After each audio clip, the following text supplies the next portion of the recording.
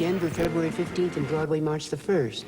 Does it still feel fresh to you or new to you? Because, you know... Dinah, it never gets old. It never gets tiring. It is, you know, that's the strange thing. So many people think it must be boring to do the same show night after night. And, see, each audience has a different personality. That's true. It's like meeting a new person. That's right, and they bring something new to it. But and we only know what they hear. We don't hear it ourselves. It's the first time for us. You know, it's strange. People think you get bored with the show, but it just gets more and more exciting. Now, Lucille Ball told me one time, she said, everybody thinks I'm bored with the show. And she said she was doing a thing with a candy maker from the farmer's market, and the candy maker, she got her from there, and she took the cherry cordial, dipped it in the chocolate, put the chocolate in the piece of paper, twisted it, and put it in the box. Right. She had done this for 35 years. And she said to Lucy, don't you get tired of doing the same thing night after night? And those are the people that wonder how it can be so boring. It isn't. It's a superhuman feat to reach an audience anyway, Dinah. Yeah, but there's a superhuman moment in that show where you eat. You just eat and eat and eat and eat. And the first time I ever heard about it, before I saw Dolly, Jack Benny said that it's the funniest scene he's ever seen on a Broadway stage. Did he? You're so hungry, and you're sitting there, and you just kept going. Dolly hasn't been to a big restaurant in a long, long time. No. And while she's talking... And she's been living hand to mouth. Would you do that? Oh, sure. You would? Do you know, Dinah, when we first started this show, we made it out of spun sugar.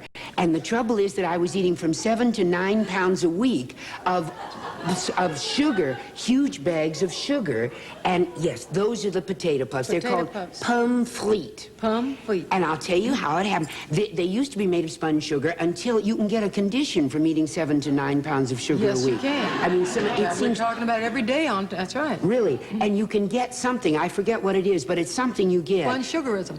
That's it. The sugar blues or something like that. Anyway, you get this terrible thing, and you think you're getting poisoned. So someone can thank you, Dinah. I've been trying to get that all morning. So the man came, and he checked it, and he said, you can't eat that much sugar. See, according to how the audience laughed, I kept eating more sugar because they kept laughing more, and the more sugar I ate, the more the audience laughed. Right. Well, this went on until it was really 12 pounds. So finally, a week. So then we went to Charlie Chaplin's prop man, and he's the man who made that licorice shoe that Charlie ate. The shoe that Charlie Chaplin... Yes, I didn't know he ate his shoes. He ate a shoe. Charlie Chaplin ate a shoe. It's quite famous. And this man made that shoe. And then he had sausages that he ate without stopping the camera from grinding. And he ate 650 sausages and just kept eating them and eating them. Well, this dear man told us how to do this. It's a 350-degree oven. And they put it in every night before the show. And he taught our prop man, Roderick McDonald, how to do this. And it's a secret in the You're going to expose the whole thing now? It goes, well, I'll tell you what we do. We look at this pomme frite and we eat it. The only thing is I can't talk afterwards. Yeah, why can't you talk afterwards? Because I'm full of pomme frite. But you talk the entire time on the show. I see you when you talk the whole time. You keep talking to Horace Vandergelder while you're eating the pomme frite. Oh, well, you see, what I do is I swallow this entire bowl of pomme frite, and then we have the judge across the stage. Our champion made it so that the judge bangs on his gavel, and it distracts the audience across the stage, and I just daintily go here, and all this bowl goes into little bitty spitballs, and that's what it is. And then I just go here, and the spitballs go out in the napkin, and I'll go on chewing it, and that's how I can talk. So it goes now like we know. So Carol Turner, it's wonderful, and she just keeps talking the whole time. Tell me about the show. You're going to be in New York for a limited engagement. Am I right? Absolutely. Going to have a one, and Horace Vandergelder is going to be on, and that's going to be. You have that is incredible.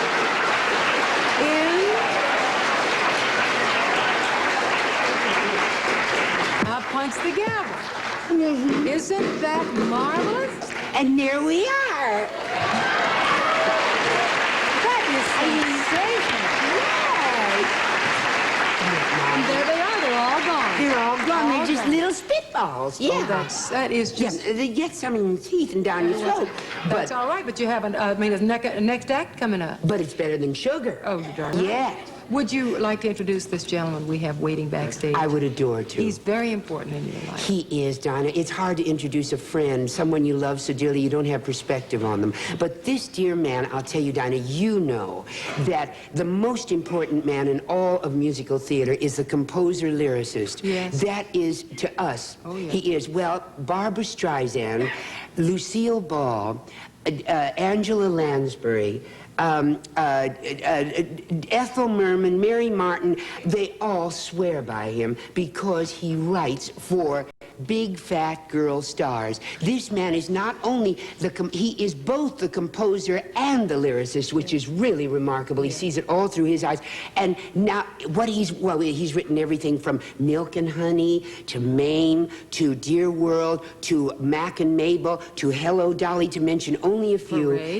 May I present my solar plexus, Jerry Herman. Solar plexus.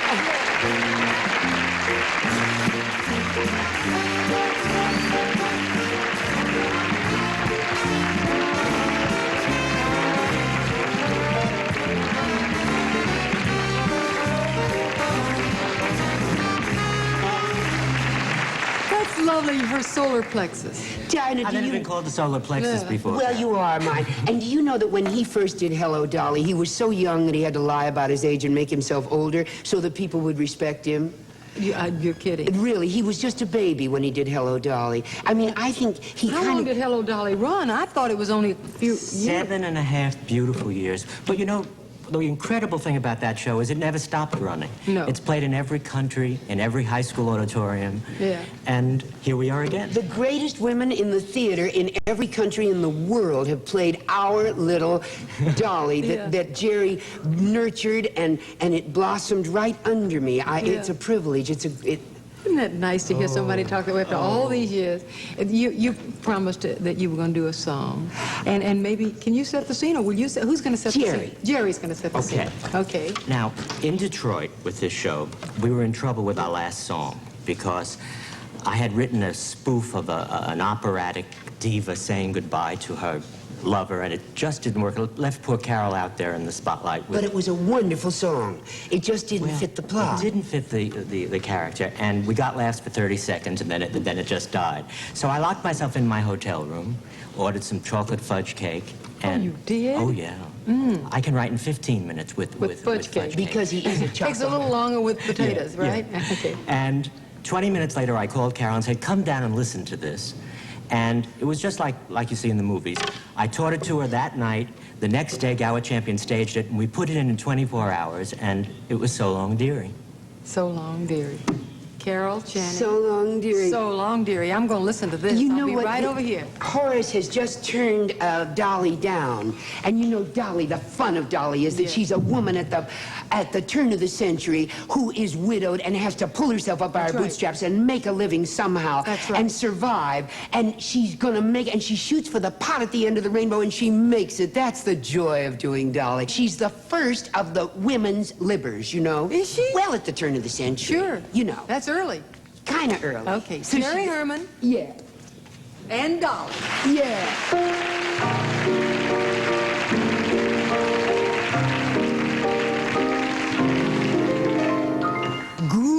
Goodbye, goodbye, goodbye, goodbye, goodbye, goodbye.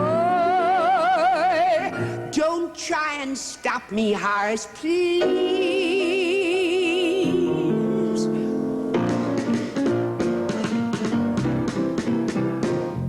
Wave your little hand and whisper so long, dearie. You ain't gonna see me anymore.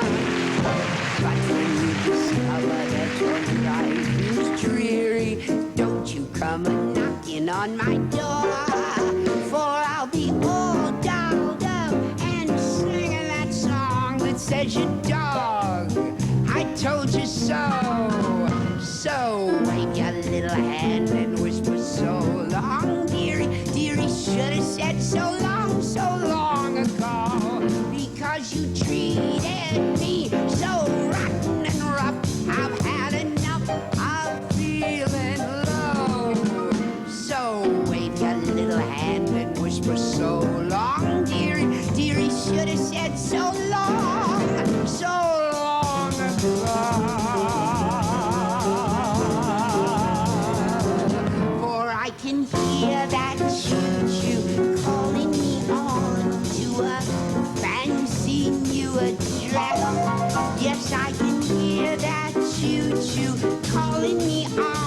for that happiness express. I'm gonna dance and drink and smoke a cigarette. I'm going as far away from Yonkers as a girl can get. So,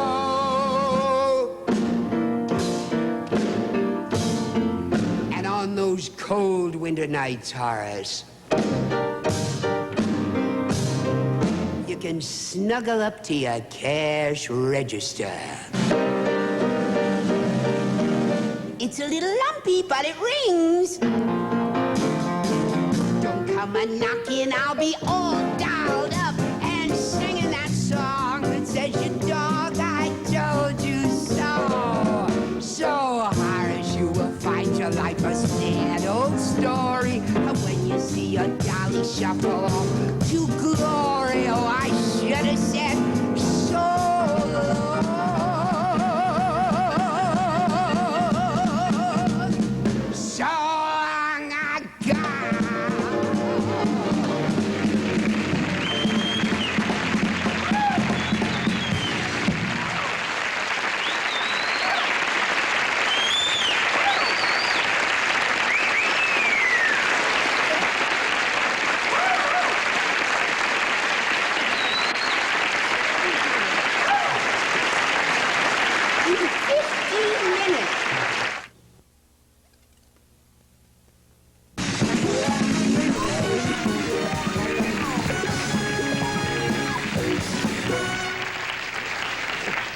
I'm here with Carol Channing and Jerry Herman, and I was just remarking that the sad thing about Carol is that she just doesn't give anything. No energy, no life. I know. No, it's very sad. Did you, I mean, is that giving? Was that wonderful? Did you like that?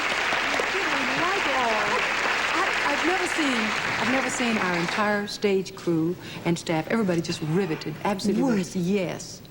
Isn't right. that? Thank you, stage crew. I thought that. They weren't doing anything else. We're going to photograph it later, but they weren't doing anything else but watching you. I thought you ought to know. Oh, Later we'll tape it. Yeah. Cameraman, too. Of course. Oh, I see why. Yeah. Listen, you're not the only one that's been on the road. Our next guest started her career as a member of a good friend of Jerry's, and she's a good friend of Carol's. And you all know her these days as Martha Shumway. Hapless, lovable character on Forever Fernwood. Here's Dody Goodman.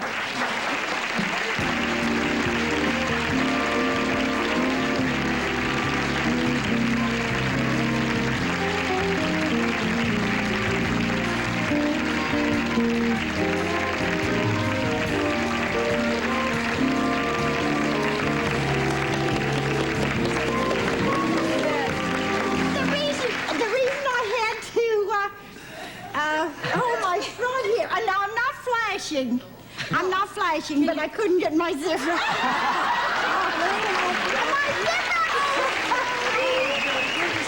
I couldn't get my zipper up. Well, here, Dody. Oh, Dody. Here we are. There you are. Okay. Okay. Later, I'll try. It's wonderful. Always to have see just you. a little something special, haven't you?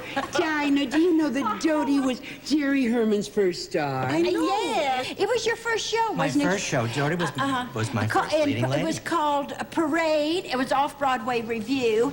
And Jerry, do you know that album? The Parade album is a collector's item, and it sells for about $100. I know. How many do you have? I have two. Should I sell them, Dody? Well, hold on. I have one. As soon as it goes up a little more, I'm getting out, though.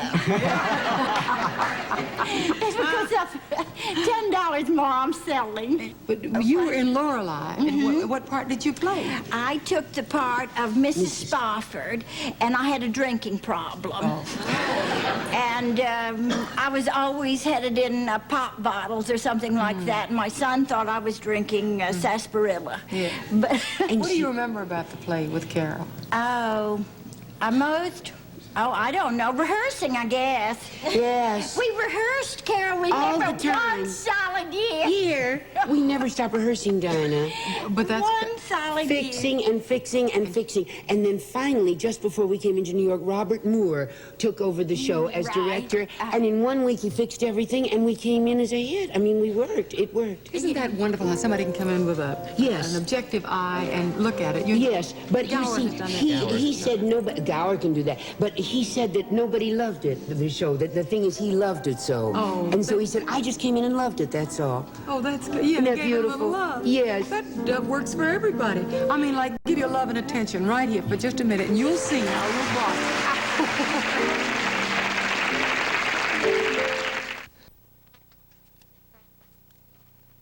How does the...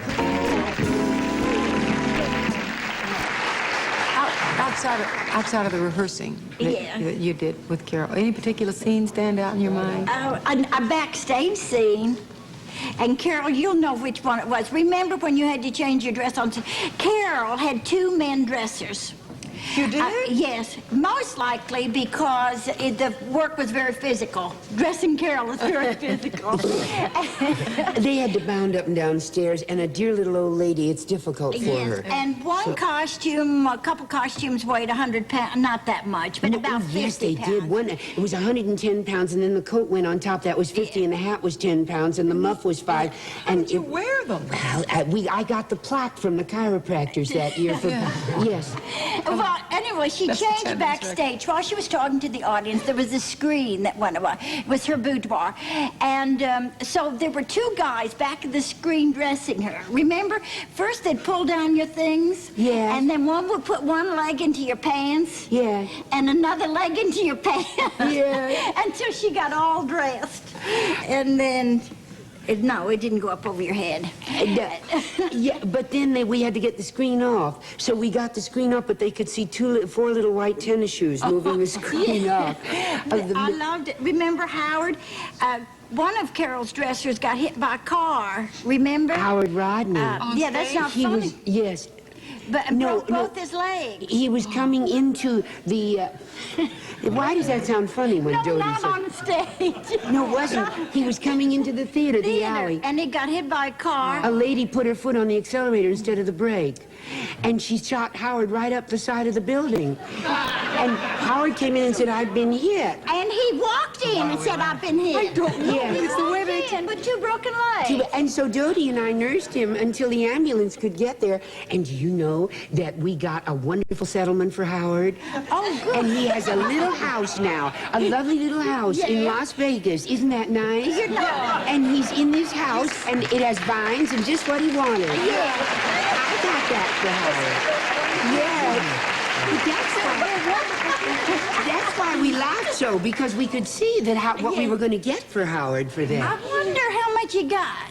Oh, we got a lot. You know, Did he? House in yes. Vegas, that doesn't come cheap. No, it doesn't. Carol, No. that's the most beautiful story I've ever heard. Yeah. Isn't it beautiful? There's this, you 2 did a Charleston together Yes, we did. in Lorelei. Do you remember in those steps? Yes. You do. Maybe you can teach me. No, I don't know the... Oh, you could do it. I mean, her zip, we've got her all pinned up now. Oh, well, I can do do a a little bit of Charleston. Charleston? What was the name of the big number that we do? Oh no, that was another show I was That's in. wonderful town. Do-do-do-do-do-do That's is from wonderful Wonderful town. Town. Yeah. That's the wrong You did note. Wonderful Wrong note, Town. right? Yes, we did Wonderful Town together. You did? Yeah. Well, that's right. That's where I first met you. Only you went on the road with it, and I didn't. But I met you there for 2 weeks and rehearsed with you while you replaced Carol Channing. Not Carol Channing. You can't be sure. Rosalind Russell. Yeah. Yes. But you didn't do a Charleston in that show. No, but we did. I can't that seem was to keep 30. the train of, you know... That was 30s, Carol. This is the 20s. Come on, Carol. All right, what do we do? Dinah, you want to do the Do you Charleston? no, with I us? watch. everybody do the Charleston. Let's see you. Yeah, come on.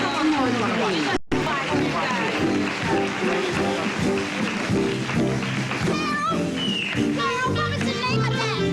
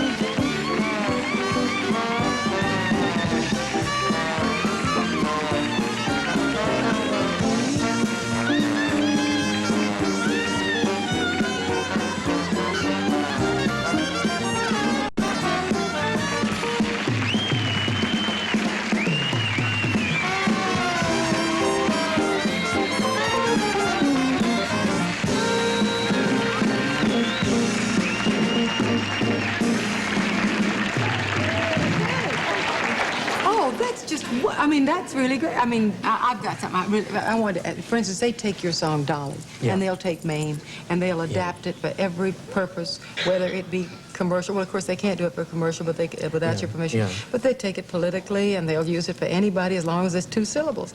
Does that bother you? Well, I don't approve of that, but I love when they take a song of mine and do it as a mambo, or do it as a disco. As a disco. Really? Because most composers don't like that. They object to it. But for me, it means that the song is durable and the song really works. And so it's a compliment to me rather than the opposite. I approve of that. Interesting thing about your songs, though, is that they become standards so quickly. You know, they become so much a part of our whole library. You know, just like the songs that were. Well, I believe that the song, the 32-bar song, is the heart of the musical theater, and the further we get away from songs, the more trouble we're in. And as long as there are people like Carol and me around, we're going to keep the song alive because melodically, and to be able for everybody to be able. I want to people to hum on the way out. That's my thing. You know? Sometimes the songs that composers do. That the public adapts or adopts right away. It's not always his favorite song. Like, for instance, I know Dolly is everybody's favorite, Mame, and If He Walked Into My Life. And that's, but what's your favorite song or score? It's going to surprise you. My biggest failure is my favorite work, Mac and Mabel. I don't think anybody knows it. They don't know the songs. They don't know the songs, and one day we're going to do it again because I think it's my best work. But Jerry, I hear it on the radio. People say, this is the greatest score that Jerry Herman has written. And then they say, now we want to play this because it is. Yeah, you know, and it's so funny, you must have labored more lovingly over that, because that happens to so many people. The record that I care the most about will be the one that will have sold the least, and I imagine that's true with you. Yes, it is. And as a composer, I understand what you're saying. You are a composer, too. Yes, I write most of my own songs. He's playing something for Mac and Mabel. Somebody knows Mac and Mabel. Oh, John Rodby knows it all. I've had a wonderful time. I don't know about you. Just wonderful. Good luck in Denver. Broadway is going to be smashing, no question about it. I'm so glad you brought your friends up. I mean, I feel like I put old friends together with Jerry. Thank you.